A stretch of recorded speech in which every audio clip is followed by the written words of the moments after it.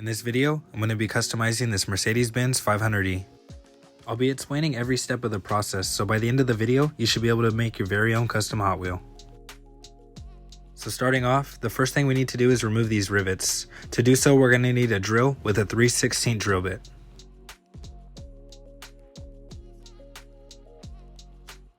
When drilling the rivets, you're going to want to place the center of the drill bit on the center of the rivet and start off by drilling slowly until the rivet is just about even with the base of the plastic. Once the rivet is drilled even with the base of the plastic, you can use a flathead screwdriver to remove any excess metal, and the base of the car should pop right off once you drill the other side.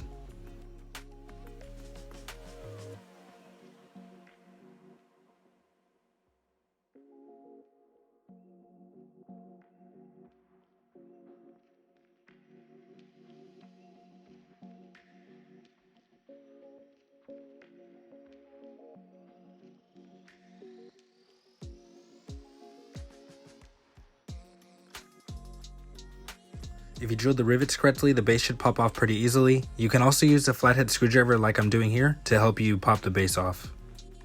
Now once you get the base off, there should be four main pieces: the base, the interior, the windows, and the body. Next we're going to work on the wheels. To remove the old wheels, holding onto one wheel with firm pressure, pull straight up and they should pop right out of the tabs just like so. Next, using a flathead screwdriver, we're going to separate the tabs with gentle pressure to make room for the new axles we're going to pop into place.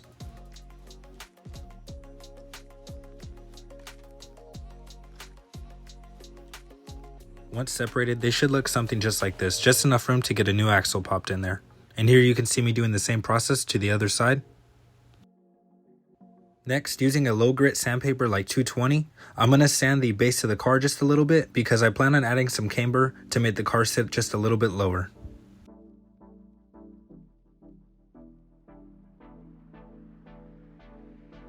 And once you finish sanding the base, it should look something like this, just a flat, even surface on the bottom. And next, using a Dremel with a grinder attachment, I'm going to grind some of the plastic around where the wheels are going to be sitting. If you don't plan on adding any camber or lowering the car, this step is optional.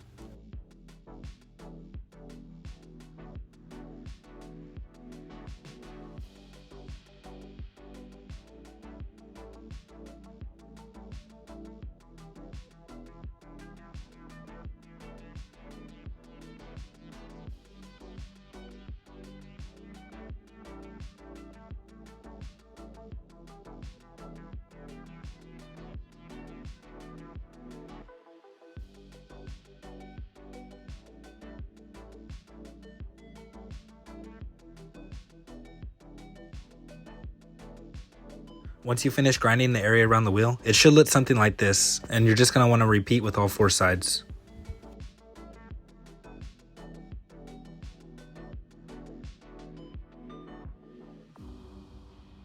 Another optional step is adding a custom exhaust on the back. This is how I do it. And using a Dremel with a grinder attachment, I just find an area where I want the exhaust to be. And using very steady pressure without moving, I just grind until I have an indentation the size of the exhaust I want to use.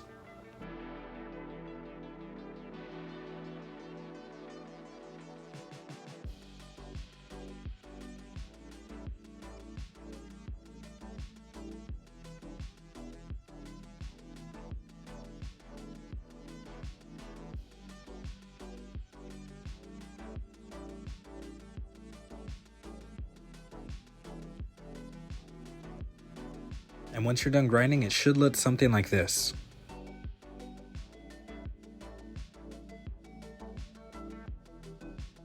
And for the exhaust, I just used some aluminum tube that I get from my local hobby store.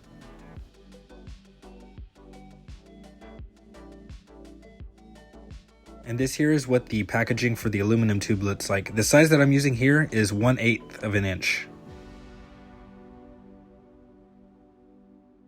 And once you're sure that the tube is going to fit, you're going to want to mark off at whatever length you want the exhaust to be.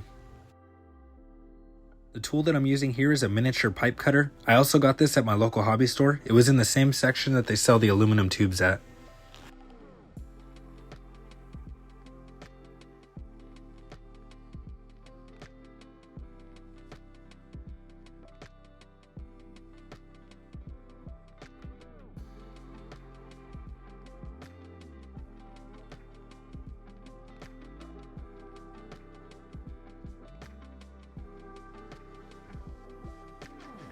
Now once you have the tube cut, you're going to want to do one more test fit just to make sure that you have the correct look that you're going for. The wheels that I'm using here I got from Mod My Ride, and they come with axles already installed on them, which makes this process a whole lot easier. To install the wheels, just place the axle in the tabs that we separated earlier, and using a flathead screwdriver just press the tabs down and the wheels should be securely in place. Now this next step is optional, but for me I don't like this side to side movement that the wheels have, so I'm going to use a little bit of the super glue to glue the wheels in place. If you're doing this, you just want to make sure that the wheels are as centered as possible, because once they're glued down, if they're a little bit to the right or to the left, it's going to be hard to remove them at this point.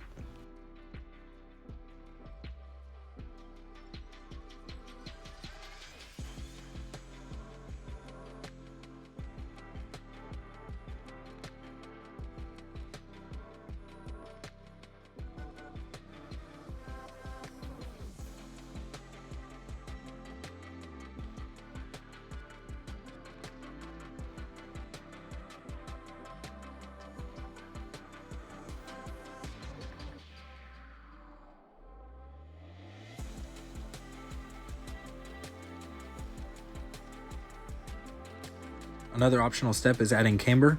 To do this, hold down with firm pressure on the center of the axle, and using your index finger and thumb, just bend the wheel and axle to your desired amount of angle.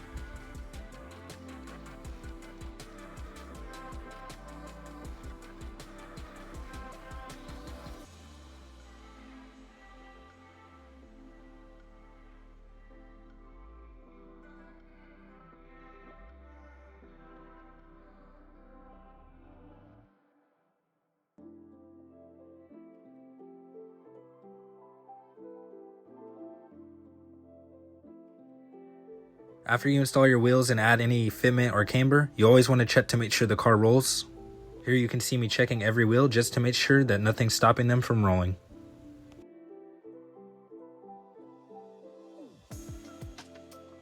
Last thing to check is to make sure that your interior pieces are not blocking your wheels from rolling. Here you can see I'm going to have a few issues. You can either mark the areas that need to be cut or just use best judgment, and using your Dremel and grinder attachment, just grind the plastic away until you have enough clearance for your wheels to roll.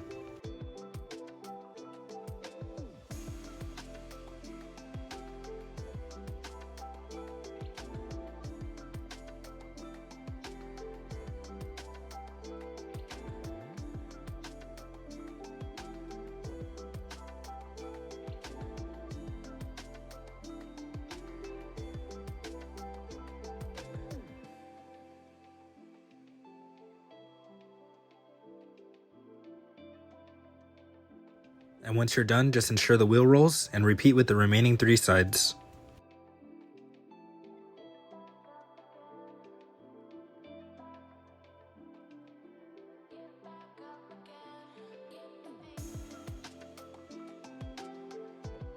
Next, I'm going to let the car sit in paint stripper for about 15 to 20 minutes. Any paint stripper will work, but the one I use is in the background here.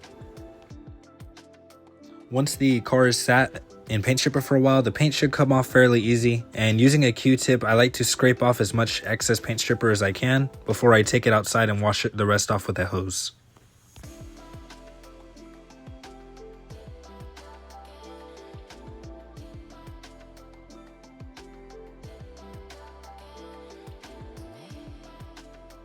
Once I remove all the paint stripper and get off as much paint as I can, I like to clean up the car a little bit with a Dremel with a wire brush attachment.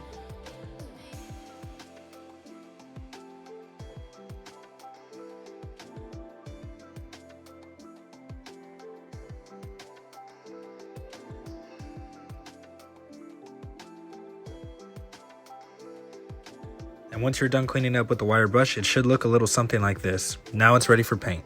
The tool that I'm using here is called Helping Hands. This thing really helps out a lot whenever you're spraying any type of die-cast car. I'm going to be spraying the car with a layer of primer.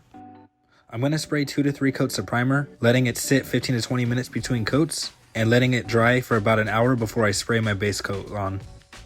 I'm going to be doing the same process for the base coat. I'm using this Tamiya model paint, but you can use any type of spray paint that you'd like for this.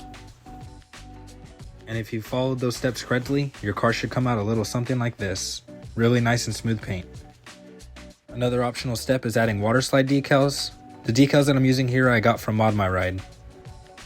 To install these, you're going to want to start off by cutting these out as precisely as possible. This process can be a little bit tedious at times.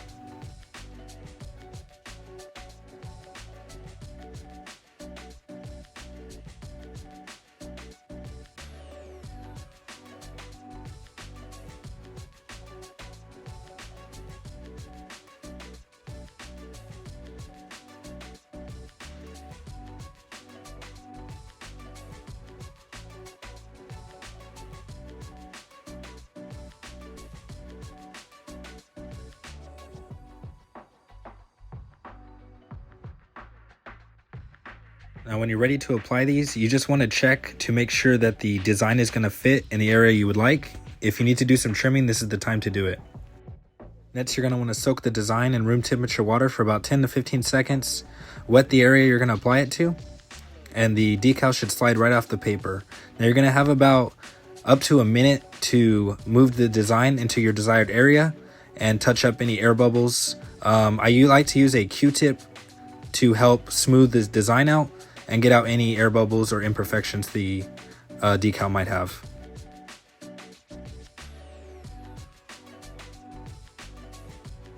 And here you can see me using some tweezers with very light pressure.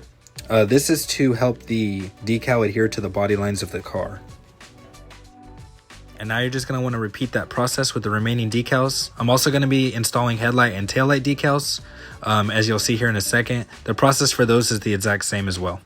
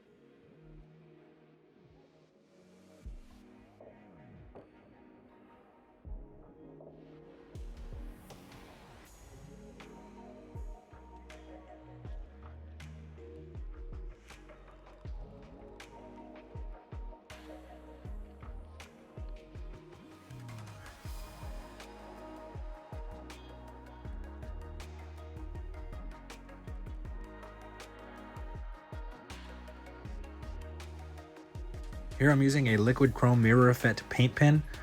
This is to create a mirror effect on the side view mirrors of the car.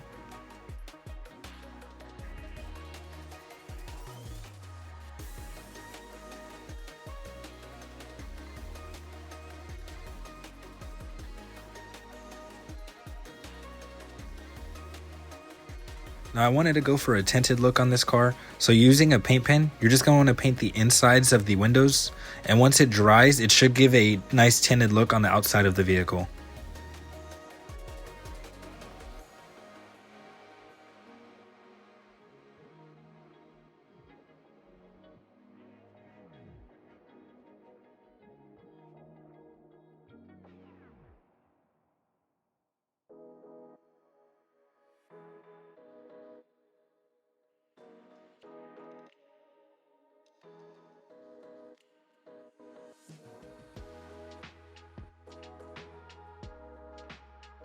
Now once you're all done, the car's ready to put back together. I start off by holding the car upside down and put the pieces in reverse. Now if you drilled the rivets correctly, the base of the car should snap right on and stay in place without falling off.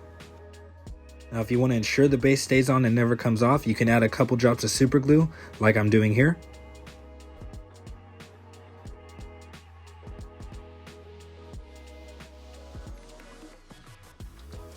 Now the last step is to add the exhaust that we cut out earlier. To do so, just drop a couple drops of super glue and push the exhaust right into place. And just like that, you made your very own custom Hot Wheel.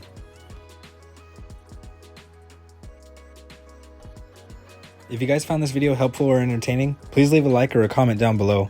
And if you guys want to see any more Hot Wheels related content, feel free to subscribe.